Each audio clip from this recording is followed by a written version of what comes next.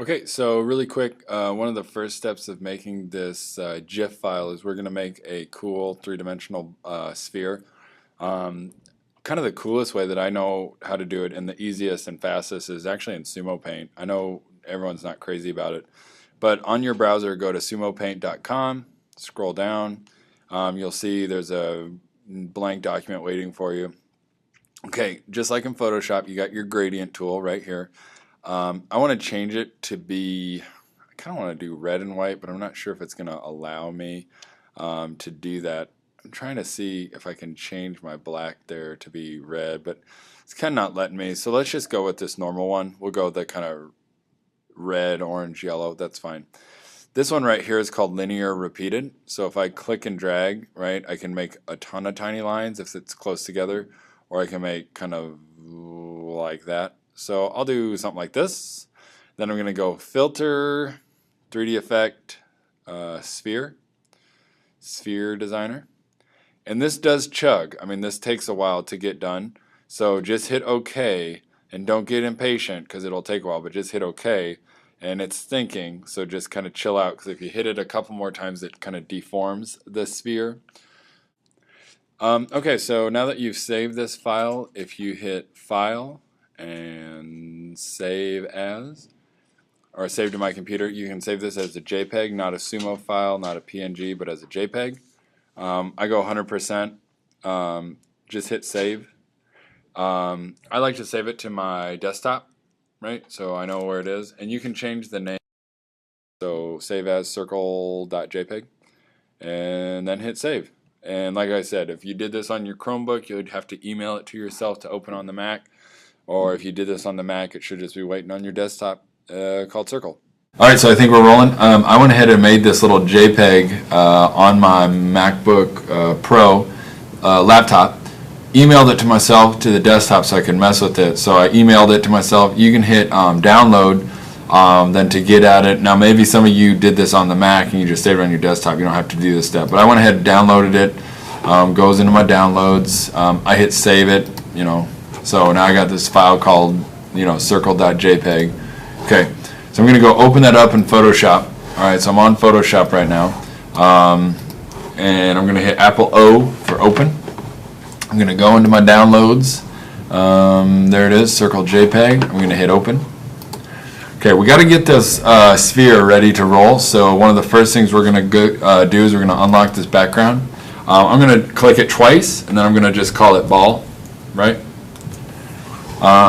Now, I've got this one layer. Now, here's the tricky thing. I got to make a new layer that is the real background. So here's the shortcut. Apple Shift N, hit Apple Shift N, and you can make a new one, and we can call this one background.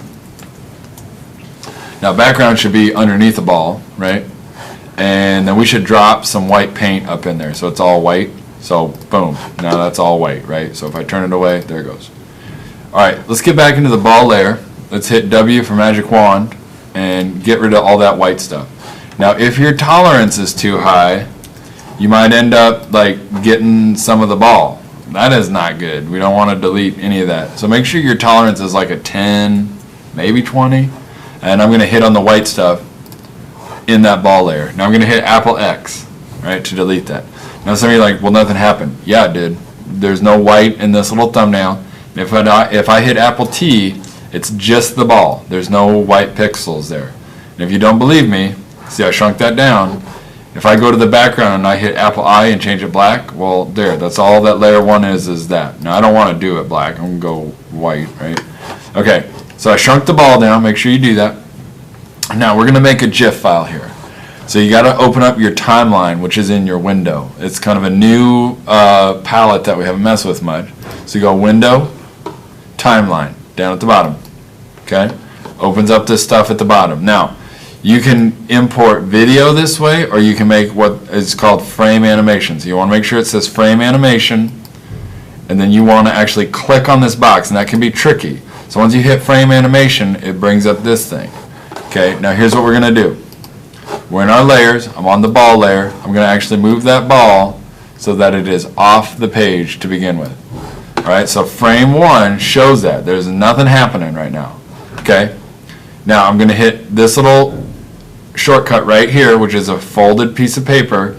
Just like make a new frame. It's like duplicate. So now I'm on frame 2, and here's what I'm going to do. I'm going to move that frame, or that ball, I'm sorry, to the bottom and on the middle, right? So right there. Now you can see frame 1, no ball. 2, the ball is in the middle, okay? Now, to make it not be all of a sudden it's here and then it's here, you have to use this button, which is called the tween. Or sometimes I like to call it the tweener, right? It just sounds funny. Hit this, and it's like, okay, you're going to tween. How many frames do you want to have in between there? I like a 3. You know, you can do a 5. If you do more than a 5, that's just overkill. You don't need to do that. Hit 3 and watch what happens. And make sure it says previous frame, right? It just added 3 frames where it moved the ball in 3 gradual steps to where I was, okay? So now I'm going to duplicate this one. And now on this one, I'm going to move the ball, right? I'm over here on my layer. And I'm going to move him off to the side again. Okay, you're like, whoa, well then I got, you know, drop, drop, drop, middle, and then gone. Remember, hit that tween again, hit 3, and then the ball will rise up. Now, to preview this, there's this little button right here. It says once, let's do it forever. If I hit play, we're going to see that ball bounce from stage left to the middle, stage right, forever, until the end of times, right? Now, I did another one where I actually had a couple more shots in between, right? So I did the ball once here with 3 in between, then here, 3 in between, then here, 3 in between, and then off and 3 in between. So instead of 9 frames, I had like 17 or something, right? So you could do that. But this is the most basic thing in the world to do, just to go off, middle, off, and 3 in between. Now, if we wanted to delete any frames, right, I'm going to just hit delete. And I'm going to, delete those, right? And then I'm going to delete 3 through 5. And I'm going to hit delete those. Yeah. Okay. Now, I could do this again. I could make it be more gradual. I could bump it up to 5. So now there's 5 steps in between. I could hit my tween button, and I could hit 5 between the previous frames, and then it's more gradual. So now let's watch this go forever. So it's maybe a little bit less jerky, right? Okay, so I'm going to stop that, and we're going to save this to our desktop as a GIF. Okay, File, Save for Web. That's very important. It has to go File, Save for Web. You got to just, I don't even mess with this stuff because I don't really know that much about it. I just hit Save, and then it'll ask me where you're going to save it, what you want to call it. I'm going to call it Circle 2 because I already made one. I'm going to save it to my desktop, and I'm going to hit Save. Right? Now the cool thing about this is you can go to your desktop, and I got Circle GIF and Circle 2 GIF.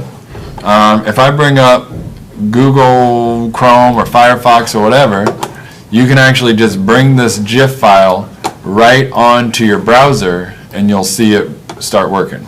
Right? I'm going to grab number 2. We're going to add a new frame. And then I'm here, and there it goes. It's bouncing forever. There we go.